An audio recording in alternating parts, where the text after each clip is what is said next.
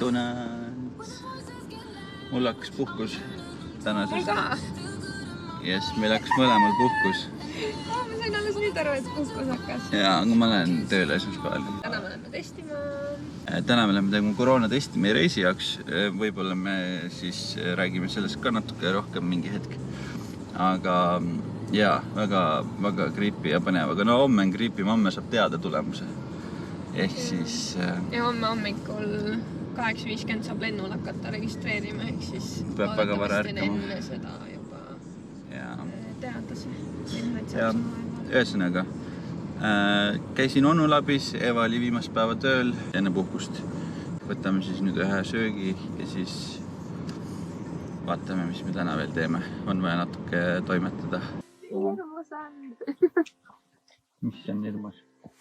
Tulime siis koroonatesti tegema, ehk siis homme hommikul saame teada, kas me saame reisile minna või ei saa. Yes, please. Nii, aga lähme. Ma arvasin, et parem teada.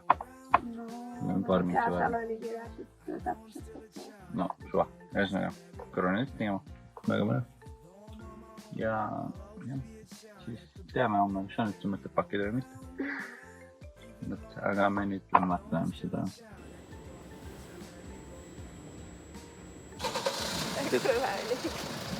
See oli... Mida? See oli... Ma ei mäletanud, et see nii vastik oli. Nagu kuidagi valus oli see kord. Oli ja...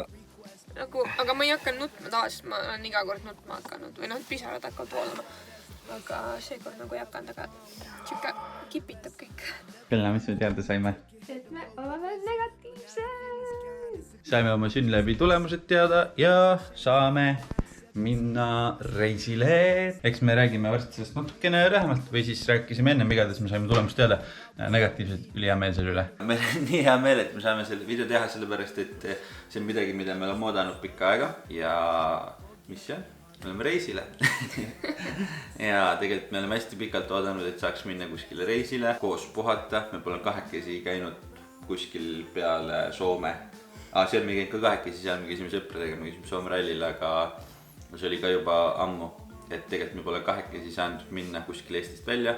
Me oleme saanud Eestis puhata väga mõnusalt, spaas käia, noorusspa, üks meie lemmikuid kohti. Aga tõesti niimoodi, et mõlemal on puhkus ja saame võtta selle aja minna natukene nautida kas sooja või külma ilma. Et siis see on hästi põnev meie jaoks. Aga kus me lähme, Kalja? Me ei jaksa enam oodata. Kus me lähme ja miks me lähme? Me lähme Dubaisse. Freaking 40 kraadi. Väga kuum. Miks me lähme? Ma ei teagi, miks me lähme. Me tahtsime puhata, me valisime mitme koha vahel. Ja lõpuks lihtsalt sinna olid tollal hetkel kõige paremad piletid. Ja mõtlesime, et miks mitte, et Dubai on mõlemal olnud selline koht, kus me tahame ära käia. Ja hea võimalus on käia seal enne, kui pole lapsi, et ei lähe nii palju raha, kui võib-olla nendega koos läheks. Ja sellepärast saigi Dubai valitud. No meil oli ikka päris palju ägedaid kohti, kuhu me tahtsime minna. Ärme kõik ütle, äkki kunagi lähme. Afrika oli üks koht, kuhu me tahtsime täiega minna, Iisrael, USA. No USA lihtsalt meil mõlemale väga meeldib, aga see tegelikult, seal on nii palju erinevaid kohti, et see liiga lai mõiste. Mina tahaks minna sinna teisele rannikule. Tegelikult, miks me lähme, ongi see, et me lähme teoreetiliselt oma honeymoonile.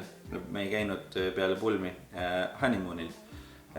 Ja siis nüüd on selline võimalus. Me oleme väga põnevil, et me saame teile ka jagada midagi sellest, aga me oleme lihtsalt põnevil, et me saame koos minna reisile puhata enne lapsi, kui nad peaksid kunagi tulema, kui jumal eelistab sellega meid ka.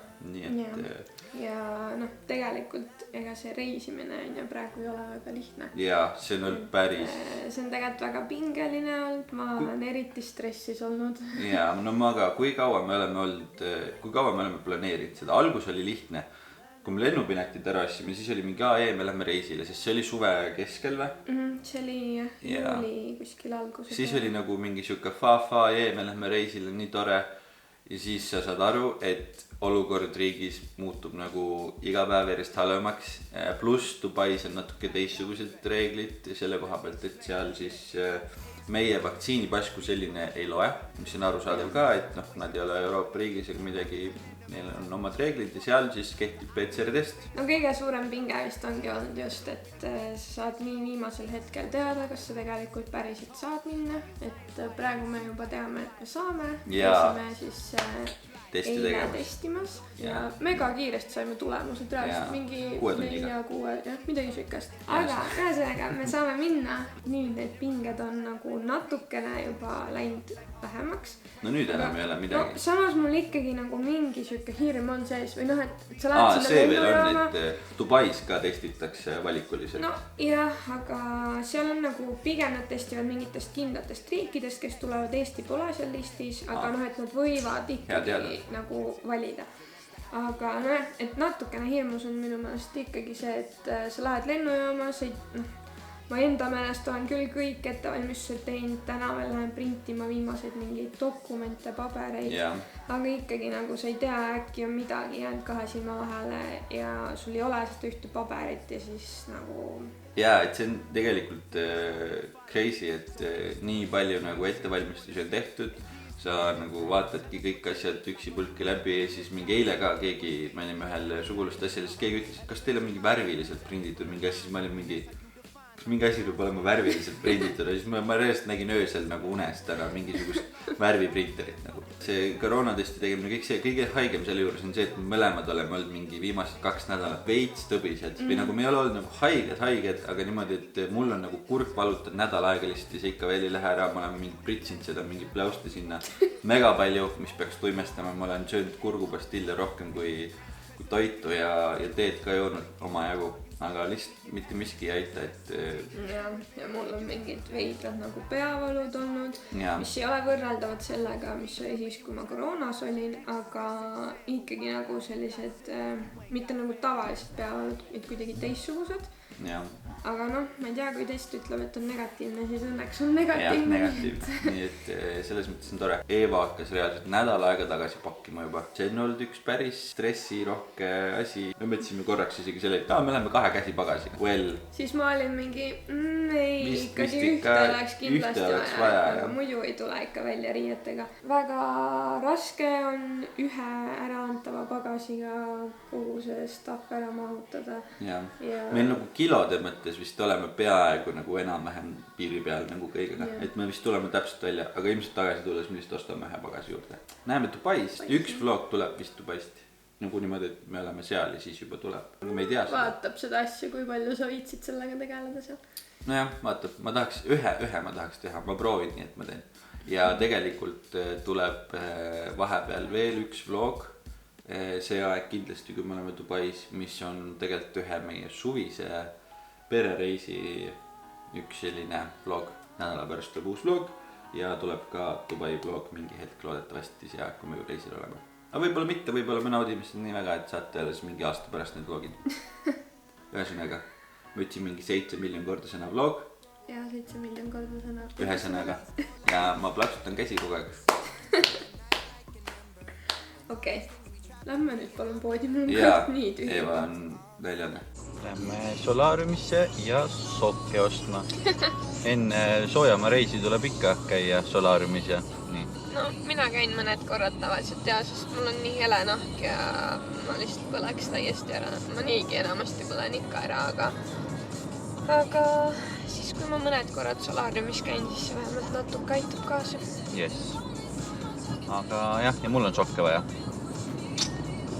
I need socks. And if we fall, let's be strong now. Moving along, we don't mind.